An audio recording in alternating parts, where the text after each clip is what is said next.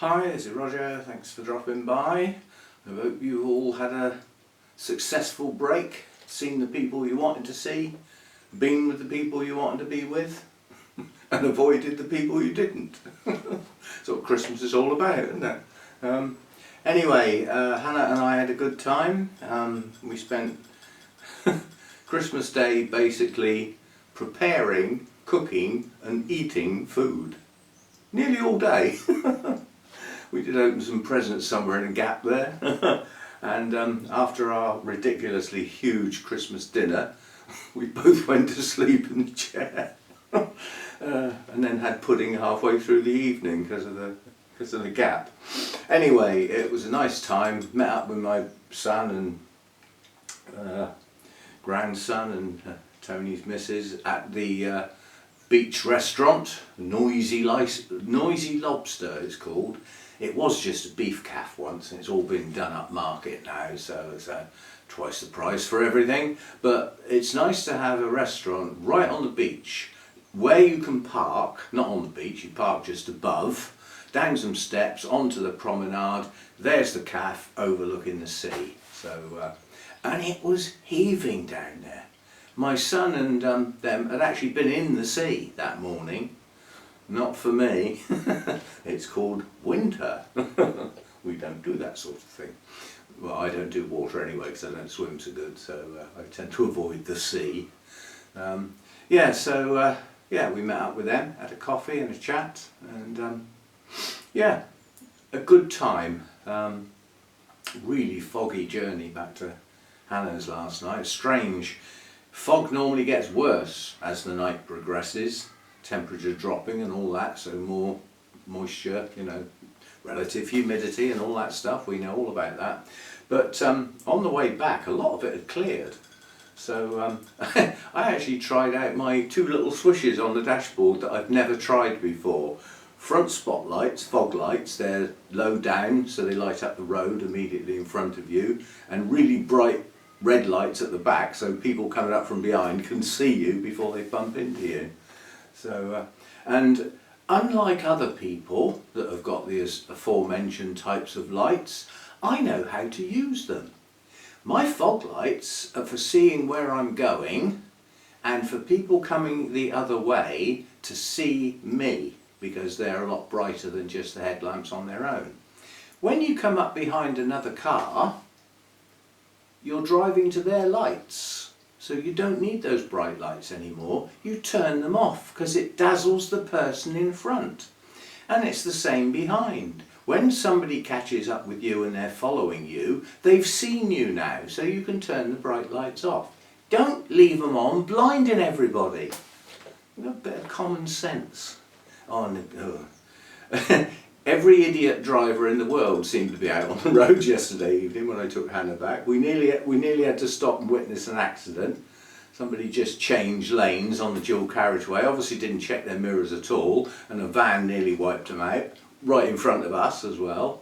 We wouldn't have been involved, but I'd have stopped to be a witness for that, because there was an idiot and somebody minding their own business. Well, the person minding their own business needs a witness. And we would have been it. We were right there. We could see both lanes. So, oh yeah, idiots pulling out without looking. People driving ridiculously slow and then making snap decisions. Obviously on strange roads and things like that. But think about the other people, not just yourself. So yeah, we had some some fun and games going home. We had some language at times as well. But yeah. And I got home safely, and that's it. It's all done and dusted. Several trips out to the bins this morning to get rid of all the rubbish that's left over, and big washing up done. Cleared the decks, and it's all back to normal. Peace and quiet and normal. Right, video for today is going to be some more of the Burnhams clips, and this is another pair of clips that were narrated, so there's no need for the editing. Out here we have something coming up. I'll do it as a teaser. Those of you that have been with the channel quite a long time know that I've got some Restrepias, and I've got some quite large ones, and I've got two little ones that were rescues from Hannah when Hannah looked after them, and her visits to the hospital and everything meant they got neglected. They came down to me with no roots, nearly dead. Many years ago. They spent quite a few years in the other place not recovering very well because of the heat. They've come here and started to grow much better. They now have roots, and one of them has a bloom. Now it's not open, but Insa will know. You can get the impression of what size that bloom's going to be. Probably going to be the biggest Restrepia bloom I've ever seen. And it's appropriately named Antenifera Frontino Giant. And I think that is going to be a giant of a bloom. That's the first time blooming on that little plant. So at last we get to see it. The other one hasn't got any buds yet. So there's that. Everything else you've seen, there isn't anything new in the way of blooms. You've had a look at the Paphiopedilum that's opened. We've had a close look at the Cymbidium that's opened and compared it with what the blooms looked like when I bought it, and these are totally different. Heavily patterned, much deeper colours, much clearer defined patterning. Now that could be to do with certain environmentals, but it's more likely to do with the fact that I've been using that bloom fertiliser, which does put energy and strength and everything else into the flowering part of the plant. Come on then, Fluff, you're going out.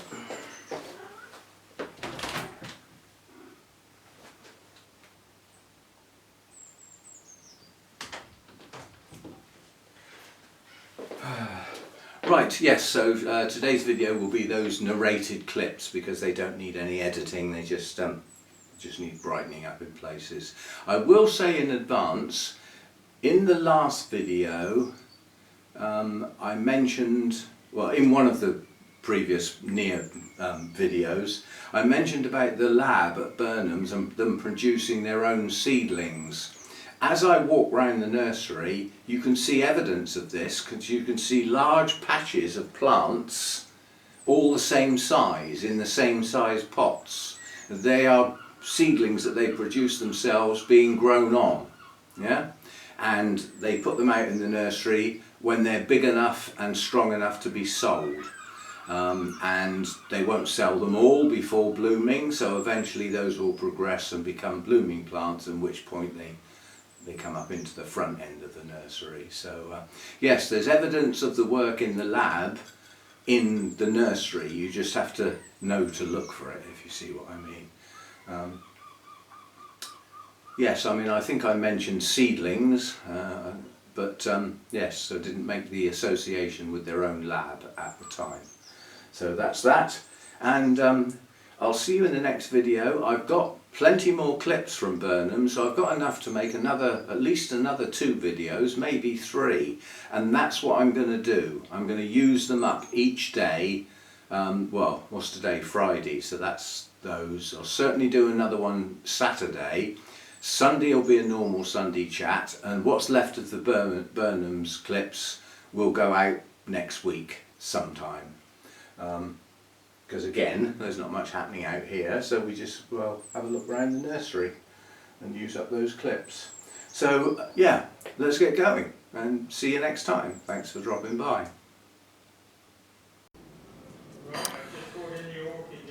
Okay, I've virtually got the place to myself, so until I bump into people, I'm going to talk as I film. And that's a novelty, because that very rarely happens. There's somebody I know quite well in the cafeteria, and his voice in the background. Sarah's around and a helper. There's 2 in the cafeteria serving. Arthur's not here, so it's going to be a very quiet day. So, like I always say, when you come to Burnham's, don't forget to look up, otherwise you miss these huge specimen plants hanging up from the ceiling.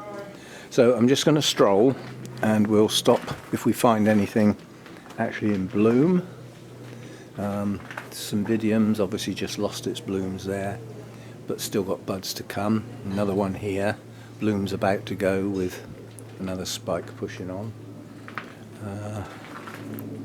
Yeah, we'll have a look and see what we've got as we go along.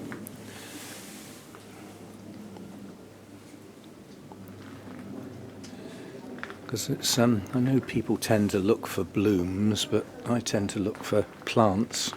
I'm attracted by the blooms, which pulls me in to have a closer look, but I also just look at the labels as I wander about.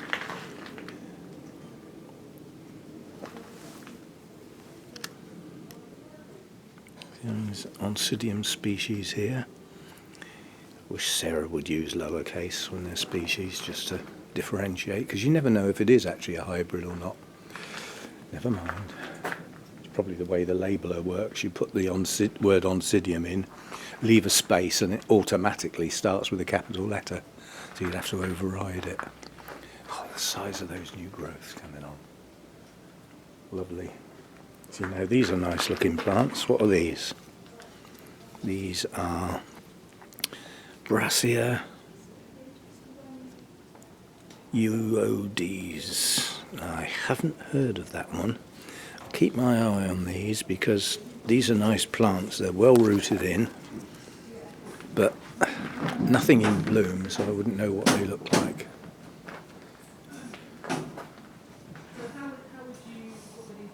Somebody up on the roof. Oh well, I presume it's somebody, not the wind blowing things around. You never know. I mean, look at the sheer size of that plant. How many years old is that? The trouble is, if you can get plants up to these sort of sizes, then you're looking at serious numbers of new growths each year. So it's like progressively much bigger each year.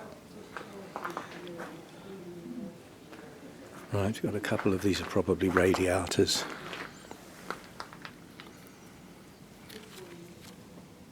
Or actually a named variety, Radiata Winter's Lace. No, I've got radiata, so even though it's in bloom, I wouldn't be. Now that's the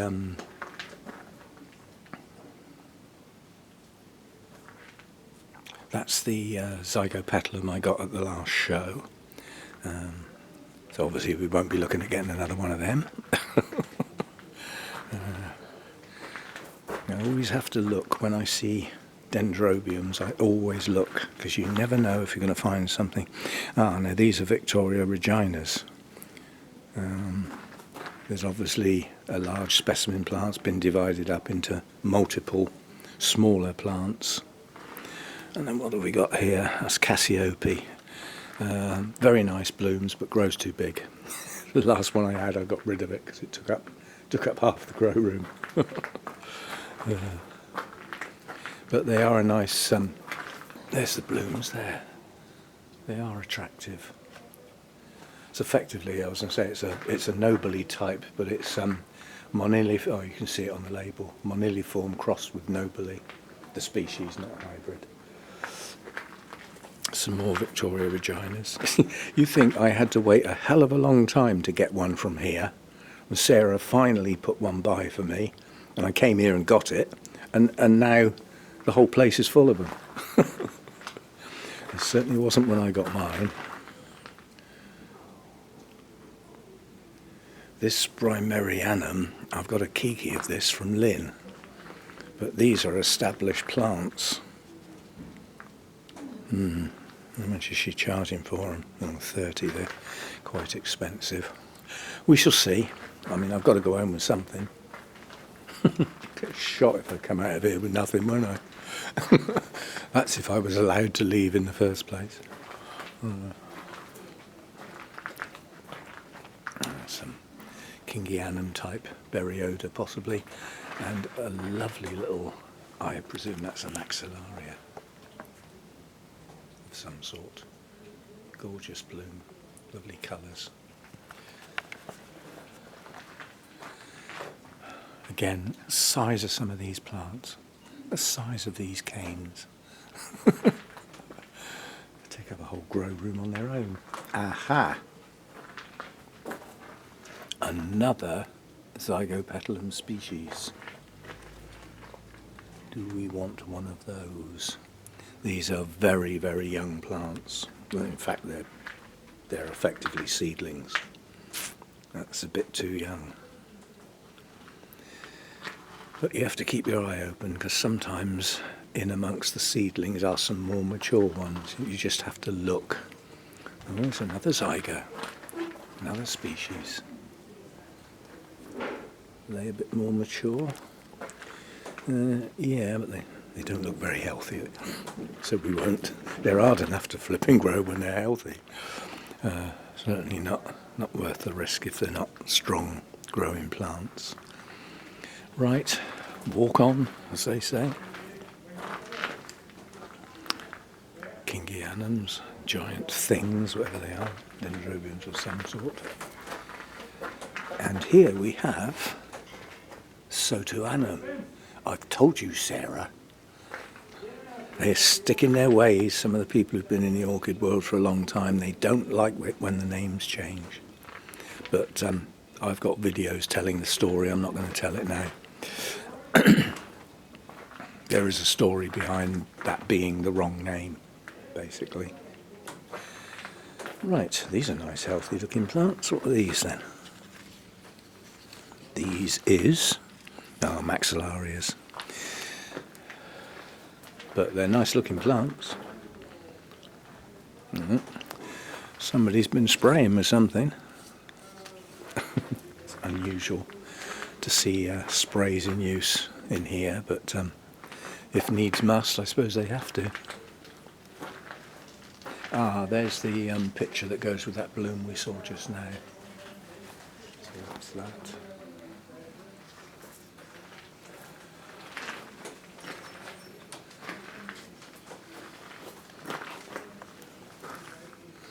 Nice looking plants again. These are zygos, these are hybrids. Zygo hybrids. They look like they're relatively recently potted.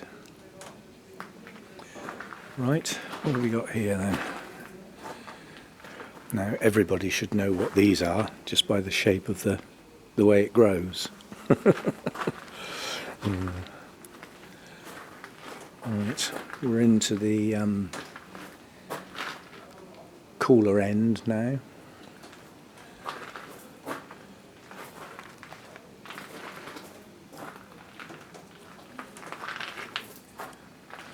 Chlorophyllus restrepioides. I had one of those once. It didn't grow very well for me because that was at the other place where it was warm. They didn't like that at all. Cool growers.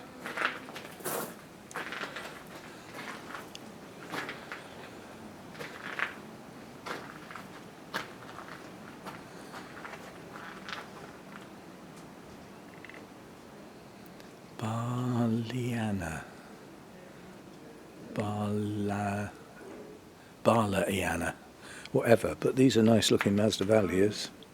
None in bloom, but there's some nice plants here.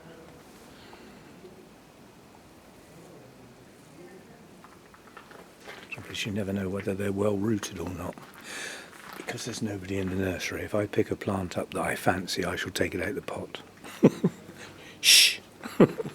Don't let on. But there's some nice looking Masdevallias there. Some good ones with some strong new growths and large numbers of new growths.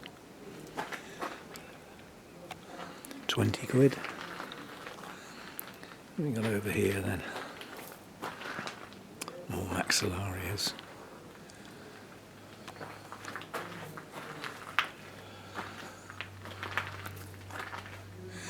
It's that Masdevallia. I saw some of these at a show, and they warrant very, very close inspection. They're not very big, and they're funnel shaped, so you can't really see the patterning unless you look at it head on. So not so keen on that type. And what else we got? Looks like we've got some more radiatas up here, and some miserable failures here. a whole tray full of miserable failures. I shouldn't film that really. And this is where the cymbidiums hide out up here. Masses of them. Most of these are unnamed, they're just hybrids that have been collected over the years. They usually sit up here, and if they come into flower they go up into the sales area. Cymbidium hybrid. But, there's a nice lot of them. There's some spikes coming up here. Some massive plants as well as some smaller ones. See, I could search through these looking for some miniatures, but there won't be many, if any. And they're not in bloom, so you don't know what you're going to get. So I wouldn't buy a cymbidium not in bloom unless it was a named plant and there were multiple pictures on the internet, in which case I could sort of guarantee what the blooms are going to look like. Right, that's good news. Intermediate house, orchids that like a minimum of 12. So you'd think that some of my, what I classed as sort of warmer growers, i.e. intermediate but not down the lower end, would be okay in my new place, but they're not. They don't like it that cold. So I think it's a matter of, yes, they might survive, but they're not happy.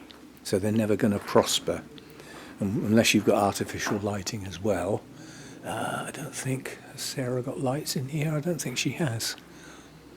No. And that's the heater up there.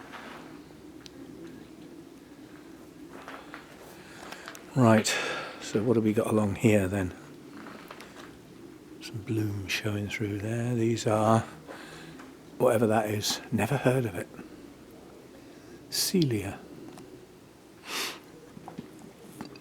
Pretty blooms. Right, wander down through here then. Again, some of the biggies sticking up here. See, I would say that plant has suffered from probably lack of water back in the warmer weather. Look how many brown tips there are on the plant. And unless you go around with a pair of scissors, they're going to be there till those leaves drop off and new ones replace them. Oh, we've got twinkly lights down through this side. Yay, it's Christmas time. No, I'm not going to sing. Chlorophyllus of some sort, I would think. Ooh, blooms! Yay! Spidery nonsense. Now, what are these then? There's only a couple. What are they? They're nice, strong-looking plants. So they're going to be an intergeneric. That just says Brassia hybrid. Do you know, I might come back for one of them. Because Brassias do okay in my place. And there's one in bloom. That is, so you know what I'm like about plants. Shouldn't do that really. That is not rooted in well at all. It does have a new growth starting, but that's really wobbly in the pot. That could do with a couple of stakes either side to hold it still. It's got some roots, but it's not what you call well rooted. But I will try and remember where those are, because they're nice blooms. I imagine they're fragrant. It's difficult because all I can smell is toast at the moment from the cafeteria.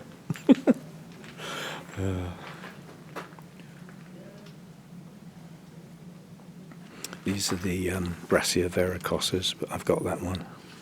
Is it the same variety as mine? No, different variety. And then we've got some dangly cotyledons. See, I mean, I can't have plants that are going to get that big. And I would have nowhere to keep a plant that has a pendulous spike like that. Where would I keep it? It would need to be in the roof. Gorgeous blooms. Gorgeous. I'll try and do close-ups if I get the chance, but you know, I mean, it is winter time. There's not a huge amount in bloom.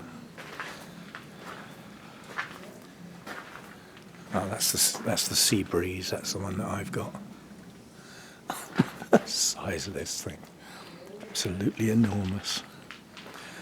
I'll have to stop talking in a minute because there's people sat in the chairs, and they'll think I'm walking around talking to myself. Well, which I am really, aren't I? Because you're not here. Now I'll go, there's your first film. What film is that line from? They're not here, with that sort of accent. And it's an accent that that guy shouldn't have. So it was put on just for that film. Good film.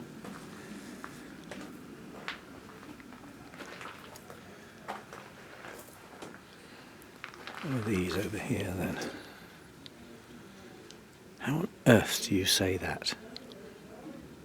Oh, that's an I. I thought it was an L. I was going to say, how would you say C-L-R-R-H? But it's an I. Right. Oh, we've got some blooms up here.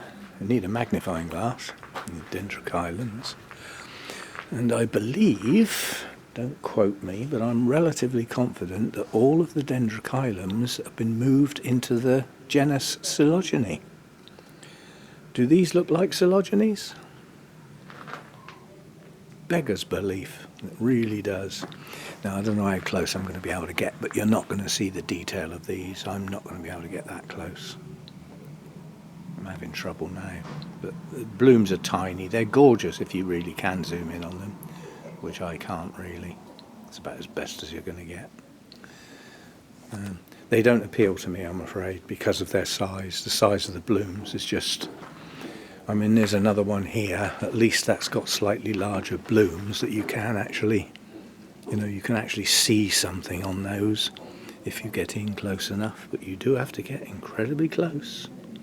And they're still tiny.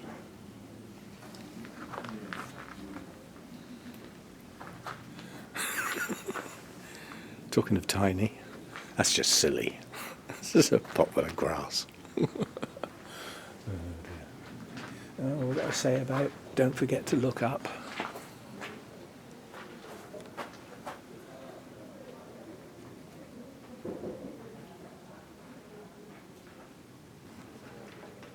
I was just going to say I can hear people walking on gravel that are not too far away, but they're the other side of that. So they think there's a nutter this side talking to himself, but they don't know who it is. So I'll live with that. Yeah, I'll have to cut off in a minute. This will be the longest clip because it'll probably be the only one I'm capable of narrating. I've asked Sarah, and we can go in the private area and film under the proviso that I do not film untidiness. So I'm allowed in, but I'm not allowed to film any scruffy areas. These are attractive blooms, but you have to get underneath to see them properly. Right. So that's the end of what's going on in here. We've got some more things that are. These are just Brassica hybrids. These are going to be the same as the ones we saw before. Right, twinkly lights. Oh, I can see blooms.